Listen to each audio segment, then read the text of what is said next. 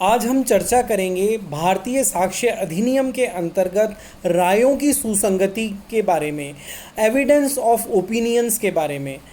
साक्ष्य विधि का सामान्य सिद्धांत यह है कि प्रत्येक साक्षी केवल तथ्यों के बारे में साक्षी होता है, अपनी राय या अपने विचारों के बारे में नहीं। इसका अर्थ यह है कि जो भी साक्षी न्यायालय के सामने उपस्थित होता है वो केवल ऐसे तथ्य न्यायालय को बताएगा जिसके बारे में वह व्यक्तिगत जानकारी रखता है, ना कि उन तथ्यों के बारे में कोई विचार या राय। उसे वह बात बतानी चाहिए जो वह जानता है, न कि वह जिस पर उसे विश्वास है। उसके विश्वास विसंगत है और न्यायालय के लिए ऐसे विश्वास कुछ महत्व नहीं रखते। इसलिए सामान्य नियम यह बना दिया गया है कि साक्षीगण के मत तथा राय विसंगत होते हैं। विचारों का कथन केवल व्यर्थ नहीं होता, खतरनाक भी हो सकता है, क्योंकि हो सकता है कि न्यायालय किसी साक्षी की राय से बहुत अधिक प्रभावित हो जाए। मानहानि के एक वाद में एक साक्षी जिसने प्रच्छन्न रूप से बातचीत सुन ली थी, उसे ये नहीं कहने दिया गया कि उसने क्या समझा था, क्योंकि शब्दों को उनके साधारण अर्थ देने होते हैं और इसलिए साक्षी से केवल यह पूछा जा सकता है कि वह शब्द क्या थे तथा क्या कोई ऐसी बात थी जो शब्दों के साधारण अर्थों को काटकर कोई अन्य अर्थ तो पैदा नहीं कर सकती थी। साक्ष्य विधि का यह सिद्धांत इससे निकल के आया है कि साक्षियों को तथ्य बताने होते हैं, राय नहीं। मुबारक अली बनाम स्टेट ऑफ बॉम्बे में यह आधार अपनाया है उच्चतम न्यायालय ने कि अगर किसी साक्षी को राय प्रकट करने का अधिकार दे दिया जाए तो वह न्यायिक कार्य का प्रत्यायोजन हो जाएगा। साक्षी का कार्य है कि उन तथ्यों के बारे में बताना जो उसने देखे हैं, स्वयं सुने हैं या अन्य तरीके से महसूस किए हैं। यह नहीं कि उसने उन तथ्यों से क्या निष्कर्ष निकाला, क्या अनुमान लगाया। अनुमान लगाने का कार्य न्यायालय का है और न्यायालय को ही यह अधिकार मिलना चाहिए। परंतु साक्ष्य विधि में इस नियम के कुछ अपवाद भी स्वीकार किए गए हैं। मतलब कब साक्षी की राय सुसंगत है। यद्यपि यह सामान्य सिद्धांत है, फिर भी यह मानना पड़ेगा कि इसका बहुत क्षेत्र सीमित है। नियम की अपेक्षा अपवाद अधिक महत्व रखते हैं। साक्ष्य अधिनियम बिना कोई सामान्य अपवाद बताए केवल वो परिस्थितियां बताता है जिनमें राय का साक्ष्य दिया जा सकता है। यद्यपि इसका प्रभाव यही होता है कि अन्य परिस्थितियों में ऐसा साक्ष्य सुसंगत नहीं होता। इस नियम पर प्रतिबंध इसलिए लगाने पड़ते हैं कि कई मामले ऐसे तकनीकी होते हैं कि विशेषज्ञों की राय न्यायालय के लिए महत्वपूर्ण रूप से सहायता करती है, और कई तथ्य ऐसे होते हैं कि तथ्य को कथित करने में तथा विचार प्रकट करने में कोई अंतर नहीं मिलता। इसलिए प्रत्येक राष्ट्र की साक्ष्य विधि में विशेषज्ञों की राय, एक्सपर्ट ओपिनियंस पर विशेष उपबंध किए जाते हैं। भारतीय साक्ष्य अधिनियम की धारा 45 में विशेषज्ञों की राय, ओपिनियंस ऑफ एक्सपर्ट्स से संबंधित प्रावधान किए गए हैं। बहुत पहले से ही न्यायालय विशेषज्ञों की राय के अनुसार कार्य करते आए हैं। इसके कई पहलू होते हैं, कई ऐसे मामले होते हैं जिनके लिए विशेष तथा व्यावसायिक जानकारी की आवश्यकता होती है, और इसलिए ऐसे विषयों पर न्यायालय को ऐसे व्यक्तियों की सहायता लेनी पड़ती है जिन्हें आवश्यक जानकारी प्राप्त हो।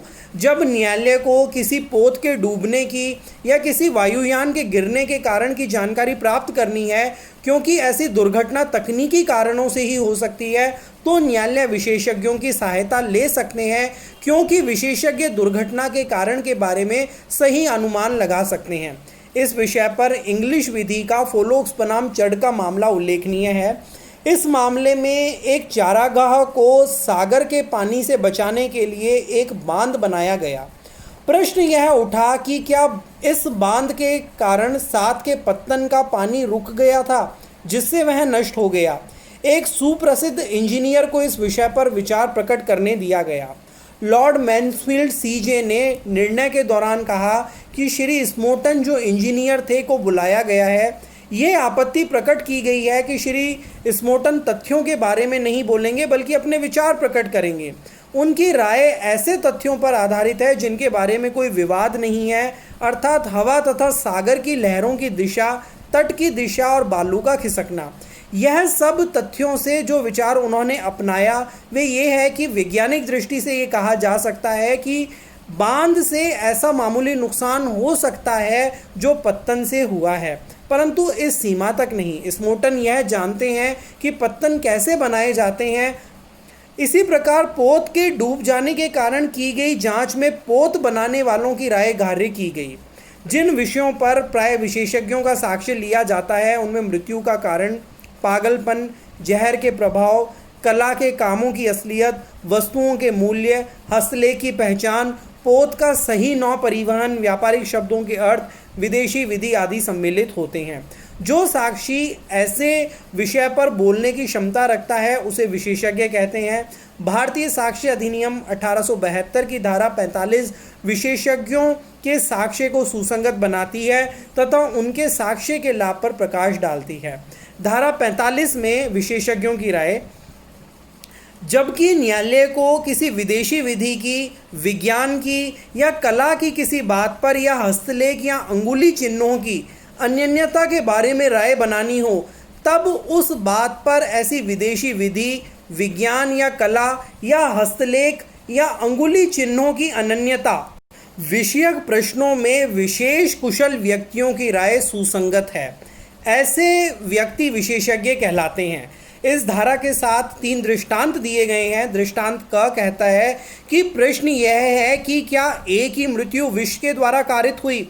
जिस विष के बारे में अनुमान है कि उससे ए की मृत्यु कारित हुई, उस विष से पैदा हुए लक्षणों के बारे में विशेषज्ञों की राय सुसंगत है। दूसरा दृष्टांत है कि प्रश्न यह है कि क्या अमुक कार्य करने के समय चित्त विकृति के कारण उस कार्य की प्रकृति या यह कि जो कुछ वह कर रहा है वह दोषपूर्ण या विधि के प्रतिकूल है, जानने में ए असमर्थ था। इस प्रश्न पर विशेषज्ञों की राय सुसंगत है कि क्या ए द्वारा प्रदर्शित लक्षणों से चित्त विकृति सामान्यतः दर्शित होती है तथा क्या ऐसी चित्त विकृति लोगों को उन कार्यों की प्रकृति जिन्हें वह करते हैं या यह कि जो कुछ वह कर रहे हैं वह या तो दोषपूर्ण या विधि के प्रतिकूल है, जानने में प्राय असमर्थ बना देती है। तीसरा दृष्टांत है, प्रश्न यह है कि क्या अमुक दस्तावेज ए के द्वारा लिखी गई थी। एक अन्य दस्तावेज पेश की जाती है जिसका ए के द्वारा लिखा जाना साबित तथा स्वीकृत है। इस प्रश्न पर विशेषज्ञों की राय सुसंगत है कि क्या दोनों दस्तावेज एक ही व्यक्ति के द्वारा या विभिन्न व्यक्तियों के द्वारा लिखी गई थी। विशेषज्ञ किसे कहते हैं? धारा 45 केवल विशेषज्ञों की राय को सुसंगत बनाती है, इसलिए ये जानना आवश्यक है कि विशेषज्ञ किसे कहते हैं। धारा 45 में केवल यह बताया गया है कि उसे उस विषय पर विशेष कुशलता प्राप्त होनी चाहिए जिसका वह विशेषज्ञ है। धारा यह नहीं बताती कि किसी व्यक्ति को विशेषज्ञ की हैसियत से साक्ष्य देने की क्षमता के लिए उसकी विद्या या अनुभव के ज्ञान का स्तर कितना होना चाहिए। साधारणतया कोई व्यक्ति जिसे किसी कला, व्यापार, व्यवसाय का विशेष रूप से ज्ञान है तो उसे उस बात का विशेषज्ञ कहते हैं। इससे प्रतीत होता है कि किसी भी साक्षी को विशेषज्ञ होने के लिए यह आवश्यक नहीं है कि उसके पास कोई डिग्री हो, कोई उपाधि हो।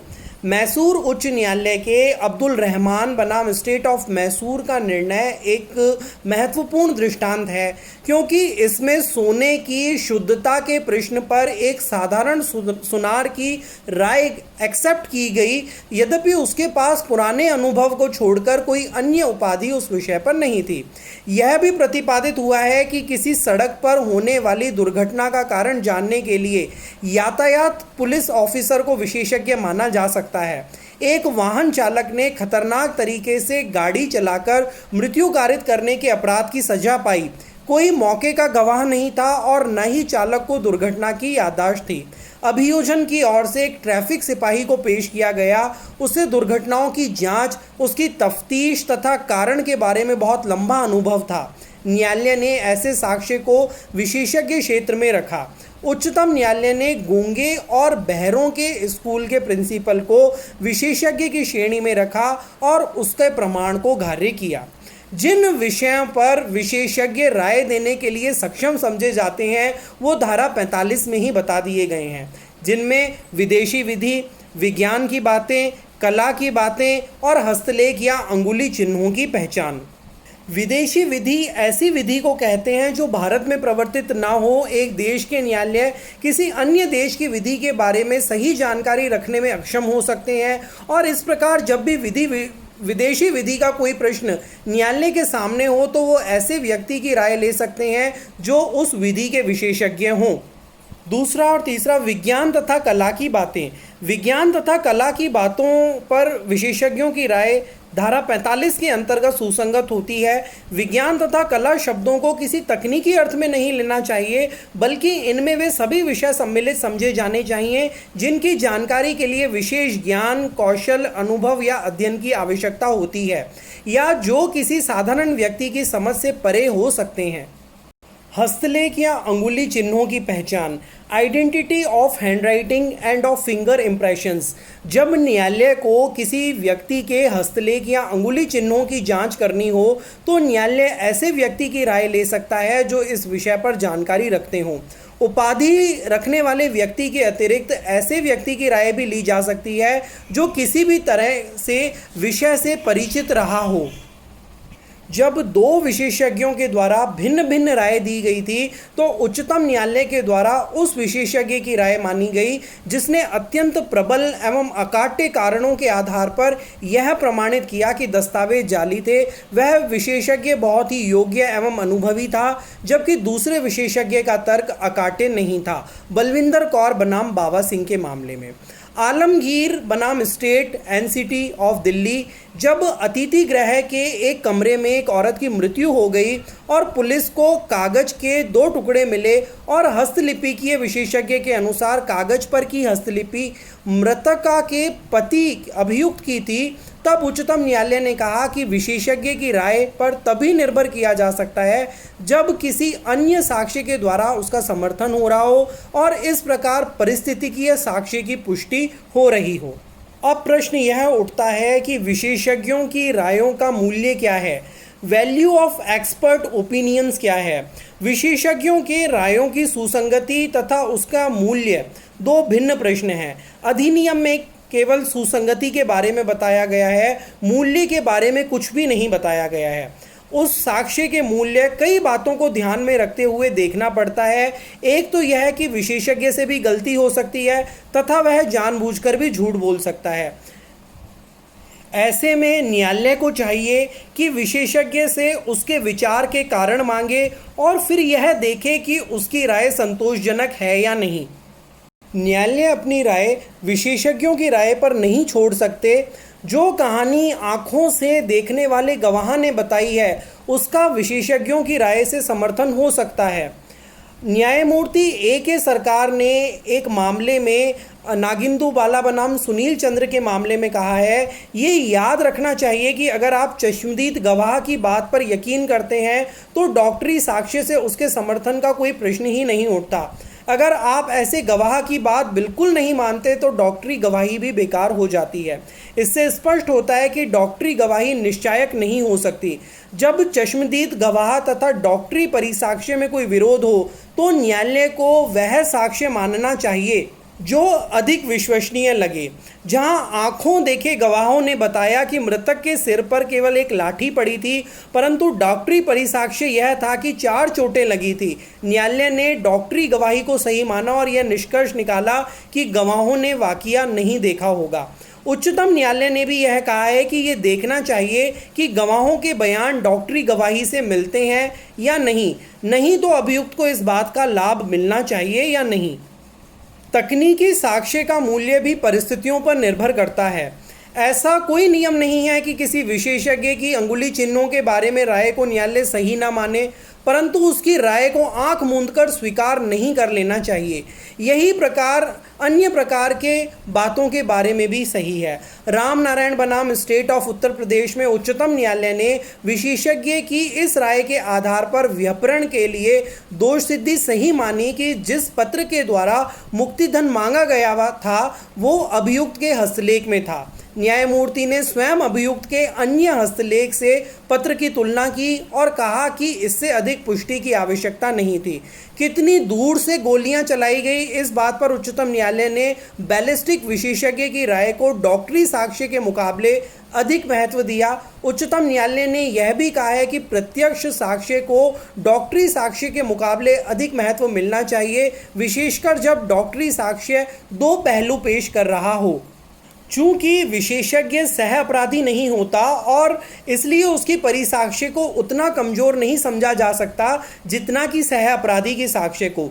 विशेषज्ञ किसी विशेष रूप से नहीं बल्कि अन्य साधारण गवाहों की भांति गलती कर सकते हैं और इसलिए उनके साक्ष्य की जांच उसी ढंग से की जानी चाहिए जैसे अन्य गवाह की। जैसे जैसे तकनीकी जानकारी बढ़ती है वैसे वैसे तकनीकी साक्ष्य का मूल्य भी। न्यायालयों को चाहिए कि विशेषज्ञ की राय को उचित सावधानी से परखें, उसकी राय को जानने की कोशिश करें और सभी परिस्थितियों की जांच करते हुए यह तय करें कि विशेषज्ञ की राय पर विश्वास किया जाए या नहीं। तो भारतीय साक्ष्य अधिनियम की धारा 45 में विशेषज्ञों की राय से संबंधित प्रावधान है, जिसमें विदेशी विधि, विज्ञान के मामले, कला की बातें तथा हस्तलेख व अंगुली चिन्हों के प्रश्नों पर किसी विशेषज्ञ की राय को सुसंगत साक्ष्य माना गया है।